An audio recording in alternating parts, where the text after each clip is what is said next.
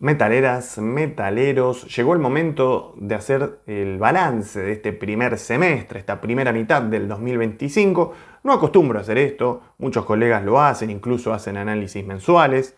Sí, bueno, nada, me pareció atinado incorporar este pequeño análisis en este momento del año, ¿sí? ¿Por qué digo esto? Bueno, primero y principal, porque ahora venimos en un momento que tiene que ver con el verano europeo, donde hay como una especie de bache en términos de lanzamientos. Entonces hay que ser sincero y decir, bueno, que ahora vamos a tener por ahí 1 o 2 meses donde quizás no tengamos tantos discos para reseñar, ¿sí? Bueno, algo le vamos a encontrar, la vuelta se la vamos a encontrar, pero ahora vienen, entre comillas, las vacaciones europeas y ya eso genera un bajón, ¿no? Es la época de las vacaciones y es la época de los festivales, de los grandes festivales en Europa. Bueno, antes de continuar, ustedes saben que tienen que suscribirse al canal, que de esta forma nos ayudan a crecer, no solo en tamaño físico, que de eso nos encargamos nosotros, sino a crecer, a llegar a más gente, a más amigas, a más amigos. ¿Sí? Si pueden ayudarnos a difundir el canal, súper bienvenido. Recomienden el canal a quien ustedes consideren, ¿sí? Que les puede interesar todo esto. Denle like a los videos, comenten ahí siempre con argumentos y con respeto por sobre todas las cosas. Bueno, uno cuando se pone a analizar los lanzamientos de un año específico, o del corriente año, en este caso 2025, uno siempre tiende a comparar, ¿no? Ese año con los años anteriores o en particular con el año anterior. Y creo yo que en ese sentido hay que decir que este año por ahí está siendo un poquitito más flojo, ¿no? Estamos teniendo un bajón en relación al 2024, un 2024 que ha sido una locura, ¿no? Una locura para el metal en general y también dentro de los estilos, ¿no? Tuvimos las grandes bandas sacando discazos como Judas Priest, que de hecho acá en el canal lo elegimos como disco del año, leyendas como Riot o Riot 5 sacando un discazo de los mejores discos en años y décadas, diría, de Riot. En todos los estilos, ¿no? En el Death tuvimos Nile sacando un disco increíble, Ulcerate, otro discazo, Borna, bueno, ya saliendo del Death, ¿no? Bornagar, como siempre, no falla, siempre discos increíbles. En el Black tuvimos Aklis también con un disco increíble. Bueno, un montón. Un montón. Dark Tranquility que también sacó un disco que a mí me gustó mucho. The Catafalque, Voula, Yotun. A ver, no sé, Blitzkrieg, leyenda del heavy metal, de la British Heavy Metal, de la New Wave of British Heavy Metal, perdón, sacando un discazo increíble. Bueno, ahora estaba pensando algún disco de hard rock. Ah, Kissing Dynamite, de hard rock, los alemanes que sacaron un discazo increíble. Increíble, que también todos estos discos están elegidos en el top 25 del 2024. Lo pueden ver ahí en los rankings del canal. Bueno, no sé, un montón de discos increíbles. Pero este año, por ahí tenemos un pequeño bajón. De todas formas, tenemos ya discos que son increíbles, súper interesantes. Vamos a recordar un poquitito cómo arrancó todo esto este año. El primer disco que reseñamos este año fue el de Patriarca, que bueno, a mí no me gustó, ¿no? Creo que en general no tuvo una muy buena recepción. Un disco flojo, ¿sí? Paréntesis, ahora estoy viendo acá la lista de las reseñas el playlist de reseñas discos nuevos, que ahora me estoy dando cuenta que no están todos, pero bueno, tengo que corregir eso o por investigar a ver qué pasa. Pero quiero decir, la segunda reseña que hice este año es de un disco que salió a fines del 2024, ¿sí? Vayan al playlist y vean, busquen la banda Caelestra, Bastiones, un one-man band inglés, y que, nada, fue la segunda reseña que hice del 2025, pero es de finales del 2024, o sea que me quedó colgado el año pasado, pero nada, ahora que lo vi, recordé, y si no escucharon ese proyecto, escuchen esa banda, espectacular, espectacular. Bueno, la tercera reseña que hicimos, no voy a ir uno por uno, ya lo aclaro porque si no se van a morir. Pero nada, sí me parece importante mencionar esto porque Mutagenic Host, ¿sí? Una banda de death metal bien vieja escuela, en todo sentido, ¿eh? En las composiciones, en el sonido, en la producción, y nos hemos encontrado bastante esto este año, ¿no? Sobre todo en el death metal con un enfoque muy old school, muy fines de los 80s, principios de los 90s, y también en la forma de tocarlo, de ejecutarlo y de grabarlo. Mutagenic Host, nada, una reseña que hicimos hace poquito, ¿no? Que fue la de Ancient Death, con esa tapa que no sé si es una especie de tributo a Cause of Death de Obituary, o bueno, estuvieron muy extraídos e hicieron algo prácticamente igual, pero en definitiva, mucho death metal en esa línea, ¿eh? Interesante, me pareció muy bueno el disco de Abuse, de la leyenda del death metal español. Otro disco que me pareció increíble, allá que estamos hablando del death, así como muy rápido, de los italianos Sadist o Sadist. Discazo, pero ese sí que es un discazo, ¿eh? La pelota, mamita querida. Bueno, en relación al death, inevitable, ¿no? El de Dormant Ordeal, hay que mencionarlo, la verdad que para mí es uno de los discos. Qué pedazo de disco, perdón, la pucha, eso. Porque si no, después me prohíben el canal, no sé, todas esas cosas. De lo último que ha salido que quiero destacar, Cryptopsy, creo que todos vamos a coincidir, y Fallujah, ¿sí? Bueno, hay un montón de cosas. Realmente, el de Labyrinthus Stellarum también me pareció un buen disco, me pareció un muy buen disco. Hay un montón de cosas. Bueno, después el de Kardashev, me estaba olvidando. El de Kardashev, también gran disco. Bueno, de Black, también hay un montón de cosas. El de Aquerontas, para mí es un disco increíble. El de Aeon Winds, el de Prognian, ¿sí? Es un discazo el de los croatas, ¿sí? A principio de año lo reseñé. Este sí que es un discazo. Imperial Triumphant también sacó otro discazo, Gold Star. Bueno, estoy tirando así mucho. ¿Sí? Cryptosis con Celestial Death, volviendo al Death.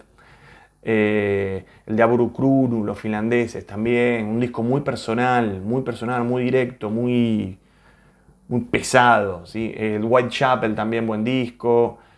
Bueno, hay un montón de cosas. Ahora que el de Ginger me gustó. Y en esa línea Spirit Box también, banco. El de Pentagram también. Perdón, ya que estamos hablando de todo un poco. Dos discos que salieron más a principios de año que también me parece se perfilan para el ranking. Aragenic for the Sky, con un disco que en la reseña yo la denominé crecimiento necesario porque me parece que era ese punto de inflexión donde las bandas, todas las bandas lo tienen, o la gran mayoría, y llegas un momento donde decís, muchacho, paremos la pelota, ¿para dónde vamos? Por un montón de motivos, ¿no? En este caso me focalicé en lo artístico y creo que los muchachos se plantearon eso, metieron mano un poco en la composición y han sacado un disco muy interesante. Un disco que me parece que es puente para el futuro, ¿no? Y otro disco que para mí un discazo. Volvemos en este caso al death melódico de Hollow Effect, ese Dream Team, ¿sí? Cotepumutegense. La verdad que March of the Unheard es un disco espectacular. Bueno, hay un montón de cosas. Estoy repasando acá. A ver, ¿qué más tenemos? Hay un montón. Bueno, estoy hablando de las cosas que por ahí me interesaron, otras no me interesaron mucho. Estoy viendo acá, por ejemplo, el de Behemoth, que la verdad que mucho no me impactó. El de Sleep Token, ¿sí? también no fue de mi completo agrado. El de Machine Head, ¿sí? Un disco que me gustó, el de Ghost, me estaba olvidando, perdón, el de Ghost, ¿sí? El de Death Heaven, una banda muy interesante, Death Heaven, ¿eh? El de Mesa, los italianos, opa, me estaba olvidando. Otra me estaba olvidando, miren, ya. Una banda que me encanta, In the Woods, que son una máquina de hacer discazos. A mí no me gusta calificar con puntuación los discos, ¿no? Pero In the Woods, pongamos el disco que pongamos, In the Woods no baja a los 8 puntos. 7.50, ponele, porque no sé, hoy me levanté exigente. Pero qué banda increíble. El de Allegion, me estaba olvidando, otro disco impresionante. Bueno, hay un montón de cosas. Hay un montón de cosas. El de Cradle of Filth. Cradle of Filth es una banda que, bueno, aparte de ser una banda importantísima dentro del mundo del metal, digo yo, creo ya desde hace algunos discos vienen como levantando un poco, ¿no? Discusiones y estos experimentos, o no sé si experimentos de la palabra, es un poco exagerado, pero esta apertura estilística que tiene la banda es del agrado de todos y demás. Bueno, yo en lo personal es algo que celebro, ustedes ya lo saben, y este disco en particular, la verdad que me interesó muchísimo. El Cradle of Filth, de lo mejor que le escuché a la banda, a mi humilde gusto. Bueno, ¿qué más?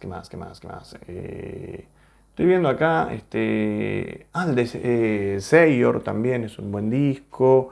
El de Marco Gietala también me gustó mucho. Un disco muy personal, me gustó mucho el disco de Marco Gietala, independientemente de las canciones. Sino que el tipo hace el arte que tiene ganas de hacer. ¿Sí? Banco mucho a los artistas que por ahí si están muy identificados con un estilo, aunque Marco es un músico que, claro, nada, se expuso mundialmente por Nightwish, pero tiene una trayectoria musical impresionante mucho antes de Nightwish, ¿no? O sea que tiene un bagaje musical encima el tipo de hacer heavy metal, después power metal, pero estudió música, estudió en conservatorio, con orientación de jazz, si no estoy equivocado, si alguien sabe me va a corregir.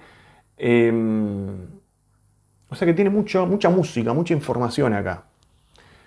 Y el tipo fue ahí, hizo el disco que le pareció con las ideas musicales abiertas, no fue a hacer un disco al estilo Nightwish, Power Sinfónico y metemos una mina que haga las voces femeninas, no, el tipo, me gustan cuando los músicos no se casan con esa, ¿no? Me hace acordar un poco salvando las distancias estilísticas, que son grandes, pero el concepto, me refiero a Kiske, ¿no? Cuando empezó a hacer su disco solista, que todo el mundo esperaba, loco, hace power metal.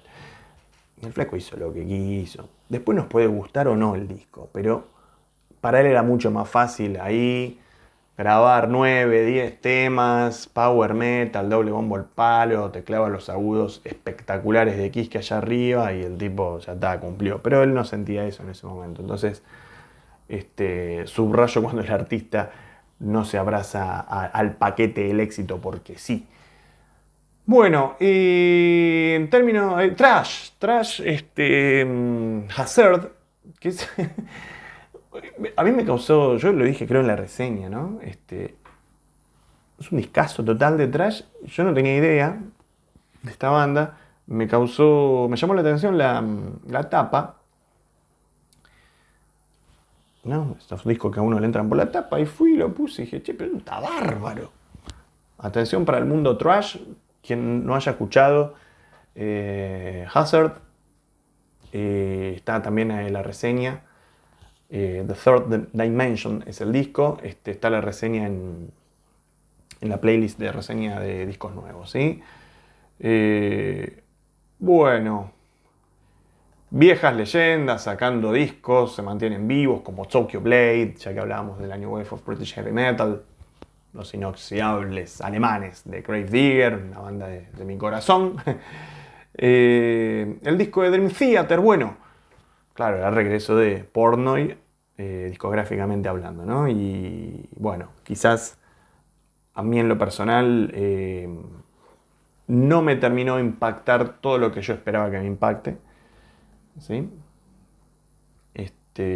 Otro disco también esperado siempre, el de Fantasia.